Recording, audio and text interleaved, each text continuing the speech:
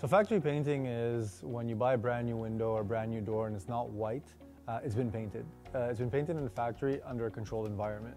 So what happens is they can control the humidity, the temperature, etc., etc. So those products are made to be applied in that specific, during those specific conditions. Outside, however, the weather changes within the hour.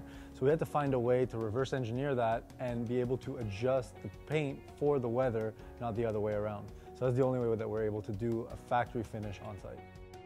Our chemistry is completely different because it's completely customized for what we're doing. Most products are a one-size-fits-all product, which don't necessarily work in all applications. We're doing it specifically for our equipment, for that surface, for that color, and for that day. Essentially what we've done is we've bridged the gap between conventional painting and replacement. There was that little void that needed to be filled, and that's what SprayNet is. The closest thing to brand new sidings, doors, and windows, but from a paint lab.